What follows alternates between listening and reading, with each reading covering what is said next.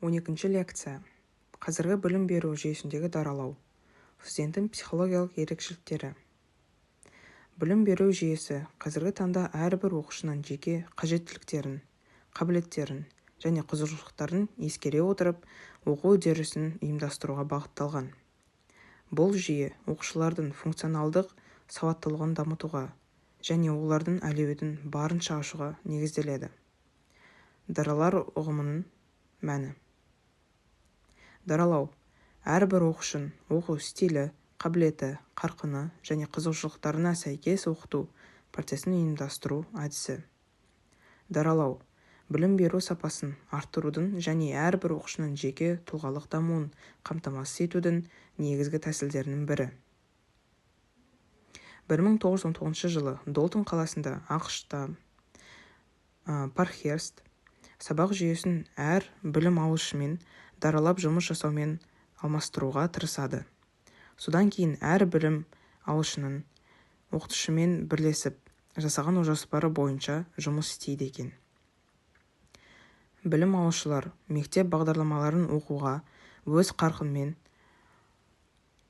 алға жылжу мүмкіндіктеріне ие болады. Күннің бірінші жартысында ешқандай кестесіз жұмыс нұсқаулықтары негізінде өз бетінше жұмыс істеген.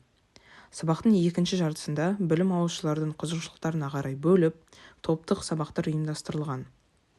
Кейбір мәселелерді немесе тақырыптарды талқылау немесе бірлесіп жұмыс істеу үшін топтарға немесе жұптарға бөлінуге тыйым салмаған. Бұл тәжірибе Долтон жоспары деп аталды.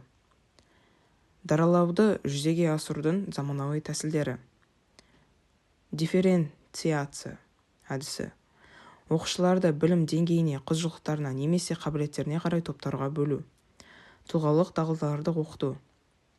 Әр оқушының қажеттіліктеріне сай оқу материалын іріктеу және оқыту әдістемесін таңдау. Ақпараттық коммуникациялық технологияларды пайдалану. Қашықтық оқыту платформалары, интерактивті ресурстар мен цифрлық құралдар арқылы даралау. Жеке оқу траекториялары. Әрбір оқушы үшін жеке жоспар әзірлеу және оны жүзеге асыру. Рабунскийдің пікірінше, оқытуда даралау әдетте жеке көзқарас талаптарын жүзеге асыруға бағытталған сынып, топ, ұжымдағы оқу процесінің арнайы ұйымы деп түсініледі. Оқытуды саралау термині автордың пікірінше факультативтік сабақтарға мамандандырылған мектептер мен сыныптарда жүзеге асырылатын орта мектептің жоғары сыныптарындағы оқу жоспарлары мен бағдарламаларының бөлуі дегенді білдіреді. Бұл ұғымдарды анықтаудың тағы бір тәсілі бар. Оған сәйкес дифференциация жалпы ұғым болып табылады және түрлерінің тұжырымдамасы ретінде даралануды қамтиды. Бұл жағдайда оқушылардың типтік, жеке айырмашылықтарын ескерумен сипатталған оқу тәрбие процесі дифференциация деп аталады. Ал осы процесс жағдайында оқыту сараланған оқыту деп аталады. Сыртқы дифференциация. Бұл оқушылар өздерінің ерекшеліктеріне, қабілеттері мен бейімділіктеріне сәйкес топтарға бірігетін оқу процесін ұйымдастыру.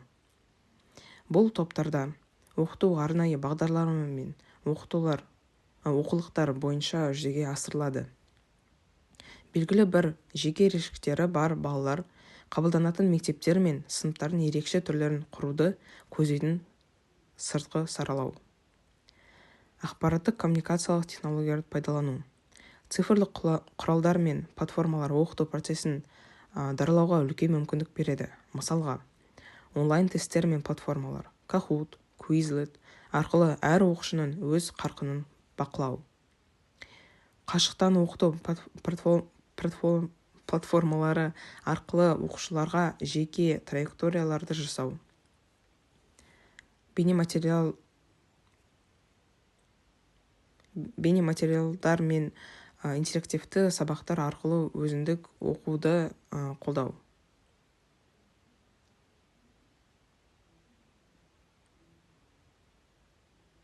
студенттің психологиялық ерекшеліктері.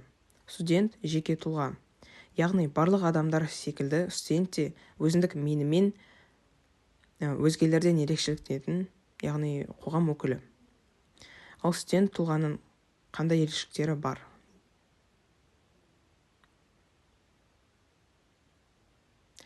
Яғни ол бізде біріншісі ойлаудың даму ерекшеліктері, екінші мотивацияның және қызығушылықтары.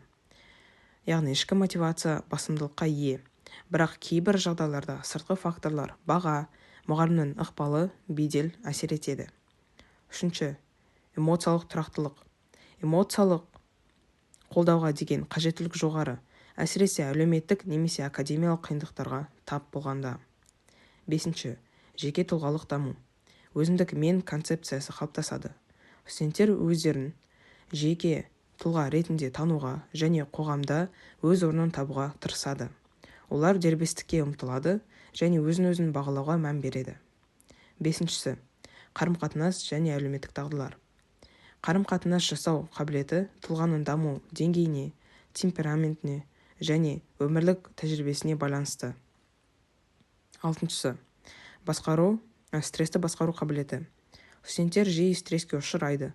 Емтихан, сабақтар, қаржылық мәселелер, болашақ туралы ойлар. Кейбірлері стрессті тиімді басқара алады, ал кейбірлеріне бұл қиындық туғызады. Жетінші, қабілеттер мен бейімділіктер. Студенттер өздерінің академиялық және кәсіби қабілеттерін анықтауға тырысады. Бейімділік пен дарындылық осы кезеңде жақсы байқалып дамиды. Мысал құрастыру. Бір оқу пәннен, мысалға математика, қазақ тілі, биология, дене шынықтыру, шет тілі даралап оқытуға арналған тапсырма құрастырыңыз. Назарларыңызға рахмет.